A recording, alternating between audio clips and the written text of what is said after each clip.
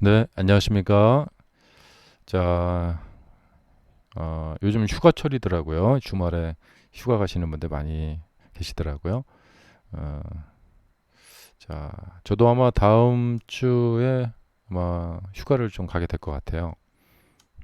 자, 여러분들 휴가 즐겁게 보내시길 바라고요. 음, 주식시장 좀 살펴보겠습니다. 지금 프리마켓 상황은 살짝 이렇게 올라가 있는 상황입니다. 네. 그리고 비트코인이 그렇게 많이 올라가지는 않네요. 예, 올라가기는 올라가는데 지금 비트코인도 중요한 상황이죠. 예, 정고점을 넘어갈까 못 넘어갈까 그러고 있는 상황입니다. 제가 보기에는 아직까지는 좀 불투명한 것 같아요. 지금 딱 매물대에 딱 걸려 있습니다.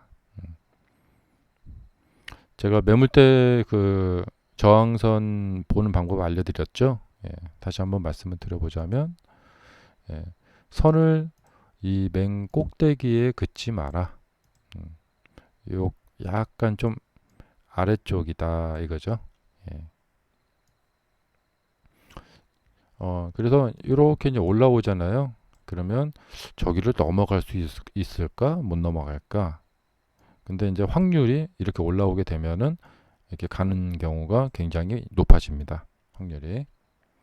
근데 이제 우리가 습관적으로 예, 저항은 저 이 꼭지 맨 위에다 그렇게 이제 보죠. 자, 지금 조금 이제 그 어, 약간 플러스 상태를 보이고 있고요. 메타도 엔비디아도 약간 예. 그런데 이 테슬라가 이렇게 그 프리장에서 약간 플러스 상태를 보이고 있을 때 본장이 시작되면 좀 이렇게 내리는 경우가 많이 있더라고요. 이렇게. 음. 그래서 좀 주의가 필요하다. 예. 그동안 통계적으로 이제 확률적으로 보면은 이런 경우가 좀 많더라고요. 자, 그리고 지금 나스닥 상황을 보시면은 요 7월 11일부터 하락을 하기 시작했고요. 그리고 꽤 하락의 강도가 강합니다. 그래서 이제 다들 관심 있어 하시는 것은 이제 그 조정을 여기서 이렇게 했다가 갔고 여기서 이렇게 했다가 갔고 예. 여기서 또 이렇게 했다가 또 갈까? 예, 못 갈까? 예, 뭐 이런 거죠.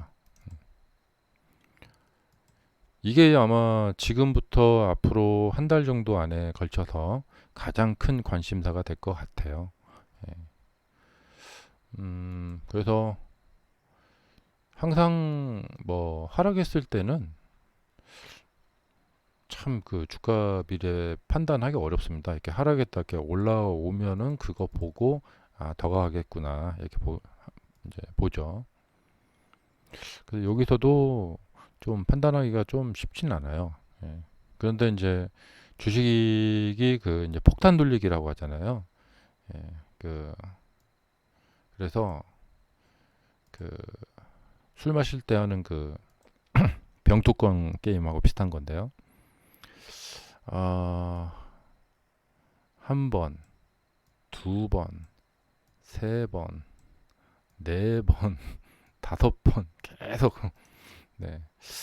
그래서 이렇게 가다 보면은 요 바닥에서 멀어지면 멀어질수록 언젠가 한번 이게 터질 때가 있는데 하면서 이제 가면 갈수록 불안하죠.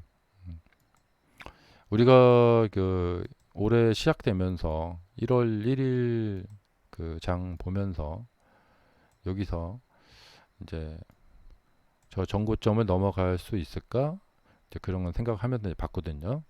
한 번 이렇게 올라왔고 여기 두 번 이렇게 돌파를 했고 조정이 있었지만 다시 극복해서 또 올라갔고요. 예. 이번 조정도 또 극복이 될까? 음. 그렇기 때문에 이번 8월에 큰 변동이 있을 거고 어떤 승부처가 될 거다. 8월이 아마 어떤 중요한 승부처가 될 것이다라고 생각이 듭니다. 만약에 8월에 무너져 버리게 된다면 고점 대비 많이 내려오게 되고 이 큰 추세가 깨지게 되죠. 그리고 8월에 만약에 반등을 해서 이제 여기를 돌파를 하게 된다. 그러면 뭐 또 한 번의 신기록을 세우게 되는 것이죠. 하지만 제 생각에는 역시 조정다운 조정을 하지 않고 지금 보시면은 그냥 상승 채널 속에서 이렇게 잘 가고 있어요.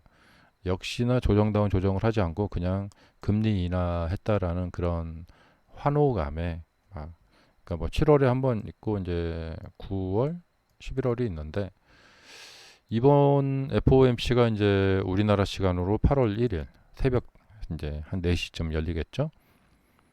그러니까 이제 내일 모레쯤 될 것 같은데요. 여기서 금리 인하를 깜짝 발표할 수도 있고요.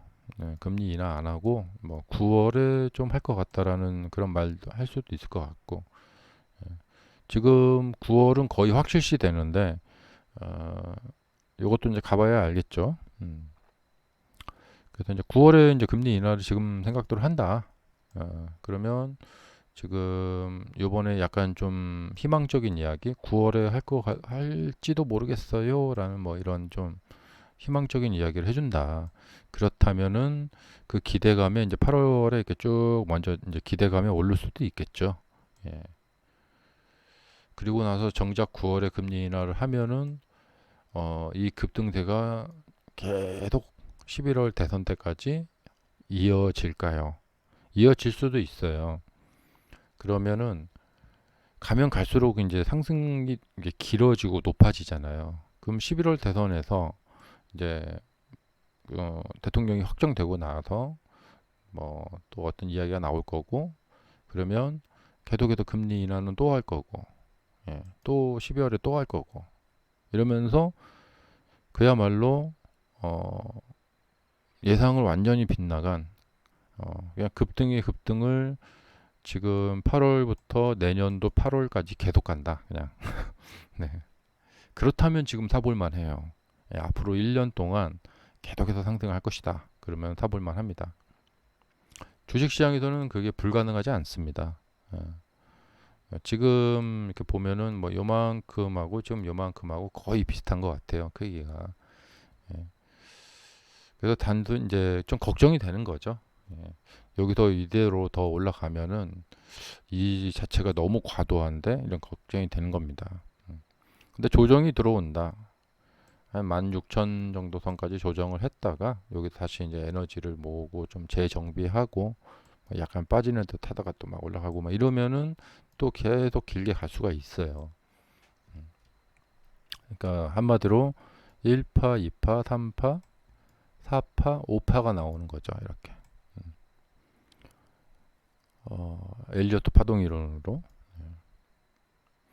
그래서 지금 이제 그냥 계속 진행이 될까 조정이 갈까. 예. 근데 지금 형태로 보면은 근데 지금 이거 판단하기는 정말 어려운 것 같아요. 음. 근데 이제 이 판단을 해야 되는 것은 신규 매수하실 분들이죠. 예. 아래쪽에서 매수하신 분들은 좀 느긋하게 볼 수가 있겠고, 신규 매수하셨거나 이제 추격 매수를 하셔갖고 고점에 물려 계신 분, 이 두 분들이 이제 힘드시겠죠. 그래서 이번 아마 8월이 아마 결판이 나지 않을까 생각이 듭니다. 그래서 어, 만약에 이렇게 많이 올라갔다 이제 무너지면서 참 힘들었었잖아요. 이렇게 많이 올라갔다가 이제 무너지면서 어떤 일이 벌어질까? 아, 이제 또 주목되는 바죠. 문제는 지금 그러니까 여기 21년도에는 이게 예상이 됐어요. 이미 이전부터 테이퍼링을 하겠다. 그래서 이제 돈 푸는 것을 줄이겠다. 미리 예고를 했고 물가 너무 높다라는 것을 이제 판단 미스를 했다라는 것을 이제 인정했고 그래서 어느 정도 이제 긴축이 내년에 있겠구나. 그래서 금리 인상이 있겠구나라는 것을 이제 이때는 그 예측을 할 수가 있었던 것이죠. 그러니까 이렇게 많이 올라갔을 때 내년에 뭐 때문에 하락할까? 아, 연준이 다시 이제 긴축을 해서 그래서 주가는 하락을 하겠구나. 그렇게 예상할 수 있었던 것이고. 근데 지금은 하락을 차트상으로 봤을 때는 하락을 할 것 같은데 뭐 때문에 하락을 하려나? 예. 그러니까 이제 이런 거죠. 이번 내일 모레 FOMC에서 어, 파월 의장이 매파적인 발언을 하는 거예요. 그래서 시장이 찬물을 끼얹어 버리는 거죠. 그래서 8월 달에 이제 이렇게 좀 하락을 해요. 그러다가 이제 이렇게 하락을 했다가 9월에 금리 인하를 하면서 다시 살아난다. 예. 그리고 이제 대선이 있고 하니까 이렇게 이러면은 이제 자연스러운 차트가 되는 거예요. 음. 그 내일 모레 매파적인 발언, 예.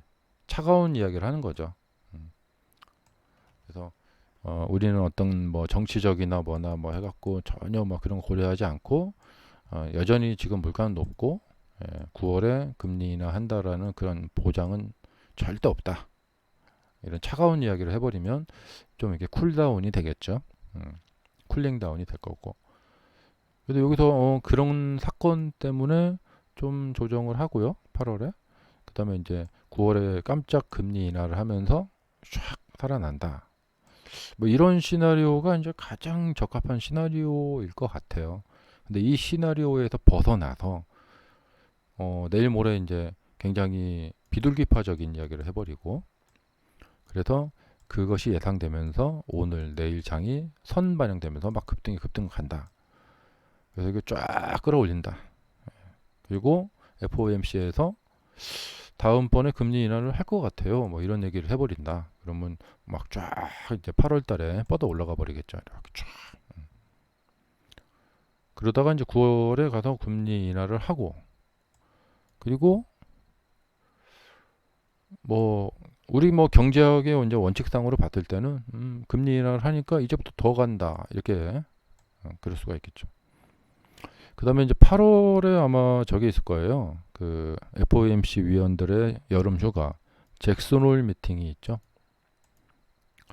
제가 지금도 기억나는 게 이제 2022년 이 잭슨 홀 미팅에서 굉장히 매파적인 발언을 해서 그때 막 그 잭슨 홀 미팅 때 막 급락을 했던 기억이 나요.